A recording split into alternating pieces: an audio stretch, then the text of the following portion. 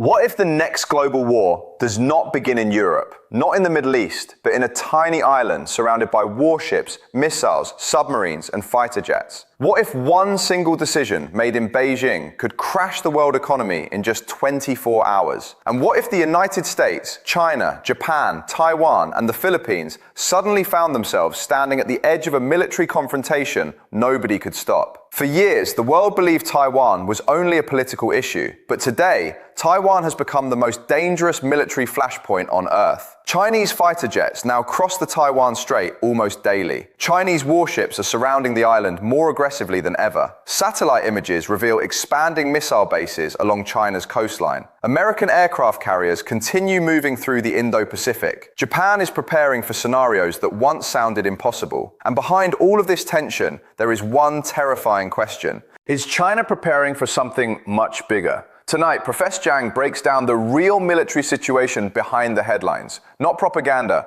not social media rumors, but the real strategic calculations happening behind closed doors. Why is Taiwan so important? Why does China believe time is running out? Why is the United States increasing military cooperation across Asia? And if conflict begins, who actually has the advantage? This is not just another military discussion. This is the analysis of a crisis that could reshape the future of Asia and possibly the entire world. Because if Taiwan becomes the spark, the consequences could reach every country on Earth. So before this situation changes forever, let's understand what is really happening. To understand the danger surrounding Taiwan today, we first need to understand one critical reality. Taiwan is not just an island. For China, Taiwan represents unfinished history. For the United States, Taiwan represents strategic balance in Asia. For the global economy, Taiwan represents survival. And for militaries across the Indo-Pacific, Taiwan represents the center of future conflict planning. That is why tensions continue growing every year. China sees Taiwan as part of its territory. Beijing believes reunification is inevitable. Chinese leadership has repeatedly declared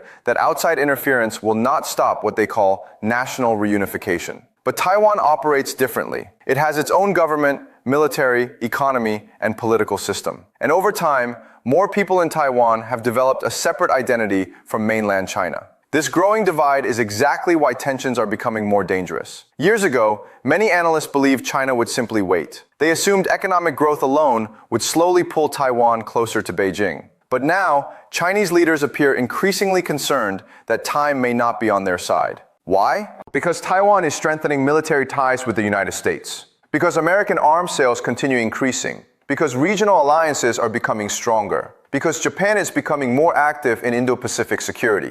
And because the Philippines is allowing greater American military access near Taiwan. From Beijing's perspective, this looks like strategic encirclement. That perception changes everything. Military strategy is often driven by fear, not only ambition. When nations believe their future position is weakening, they become more aggressive. They begin calculating risks differently. They begin preparing for scenarios they once avoided. And this is where Taiwan becomes extremely dangerous. Taiwan sits directly inside what military analysts call the first island chain. This chain stretches from Japan down through Taiwan and into the Philippines. For China's military planners, this geography matters enormously. Why? Because during any major conflict, these islands could restrict Chinese naval movement into the Pacific Ocean.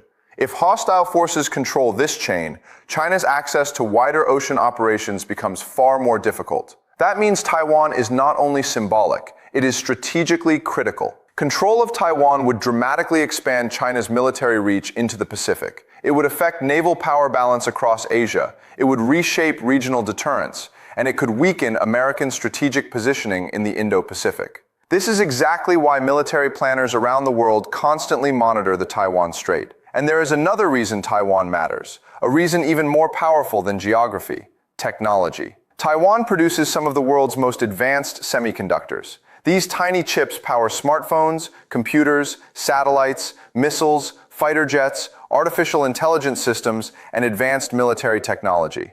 Without them, modern economies struggle. Modern militaries struggle. Entire industries slow down. During previous global supply disruptions, the world already witnessed how dangerous semiconductor shortages can become. Now imagine a full military crisis around Taiwan. Global markets would panic. Shipping routes could collapse. Technology production could suffer catastrophic disruption. Energy prices might explode. Stock markets could crash. That is why the Taiwan issue is no longer only regional. It is global. And China knows this. Beijing understands that Taiwan is protected not only by military partnerships, but by global economic dependence, which creates a major strategic dilemma. If China waits too long, Taiwan may become even more militarily connected with the United States and its allies. But if China acts aggressively, the economic consequences could become massive. This is the strategic trap shaping the entire crisis. Many people still imagine China's military as a large but outdated force. That assumption is now dangerously outdated. Over the past 2 decades, China has carried out one of the fastest military modernizations in modern history, and Taiwan has remained at the center of that transformation. Chinese military planners studied previous wars very carefully. They watched American operations in Iraq. They observed NATO air campaigns. They studied missile warfare, cyber warfare, electronic warfare, and naval dominance. Then they began preparing for one specific challenge: how to defeat or deter American intervention near Taiwan. That single objective shaped enormous military investments. Today, China possesses one of the world's largest naval forces. Its missile arsenal continues expanding rapidly. Its air force has modernized dramatically, and its rocket forces are now central to Chinese military doctrine. But the most important part of China's strategy is something many people misunderstand. China does not necessarily need immediate full-scale invasion superiority.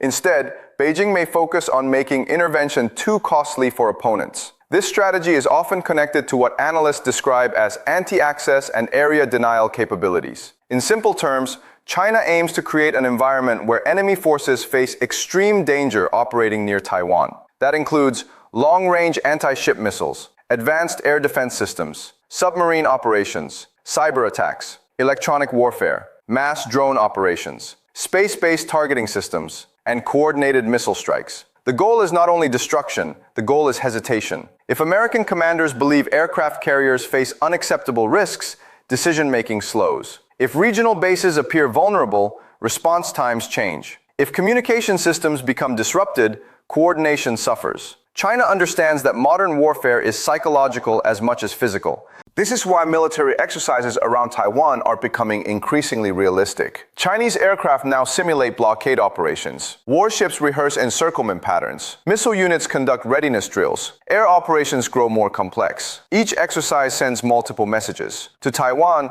we can surround you. To the United States, intervention will be costly. To regional powers, China's military reach is expanding. And to the Chinese population, the military is becoming stronger. But here is the critical question many analysts debate.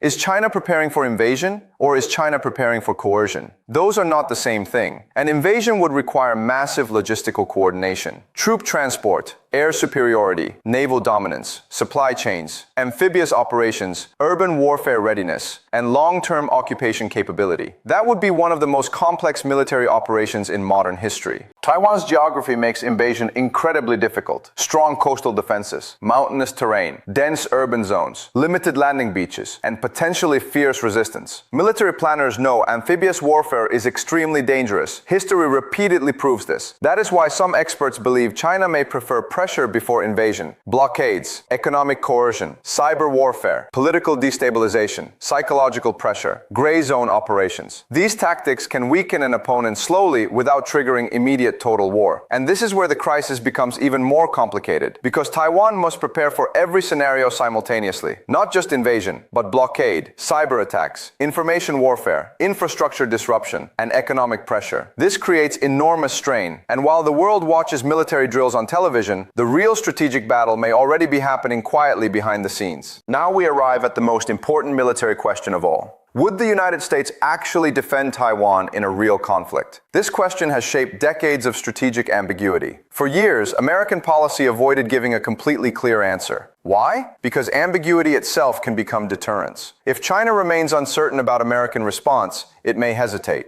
If Taiwan remains uncertain about automatic intervention, it may avoid provoking unnecessary escalation. But over time, military realities have changed. The Indo-Pacific is now central to American strategic planning. Why? Because American policymakers increasingly view China as their primary long-term strategic competitor. That means Taiwan is no longer isolated from broader regional competition. It is directly connected. The United States has strengthened military cooperation with Japan. Defense coordination with the Philippines has expanded. Australia has become more deeply integrated into regional security planning, and American naval presence across the Indo-Pacific remains highly active. All of this sends a signal. Washington wants Beijing to believe military action against Taiwan would trigger massive regional consequences. But here is where things become dangerous. Deterrence only works when both sides believe the costs are too high. If either side miscalculates, crisis escalation becomes possible. Imagine this scenario. A military exercise turns aggressive. A collision occurs at sea. Aircraft intercepts become unstable. Missile systems enter high alert. Communication breaks down. Political leaders face domestic pressure. Suddenly, both sides begin reacting faster than diplomacy can function. This is how many historical conflicts began, not always through planned war, but through escalation. And modern technology increases this danger. Hypersonic weapons reduce reaction times. Cyber warfare creates confusion.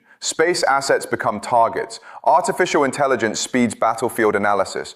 Drone swarms complicate defense. Decision makers may have less time than ever before. That is why military analysts constantly emphasize crisis management, because once escalation begins, controlling it becomes incredibly difficult. And Taiwan sits directly in the center of this pressure. The island is preparing harder than ever. Military training has expanded. Defense spending continues rising. Civil defense discussions are increasing. And asymmetric warfare strategies are receiving major attention. Taiwan understands a direct military balance against China alone would be difficult. So instead, Taiwan increasingly focuses on making any attack extremely costly.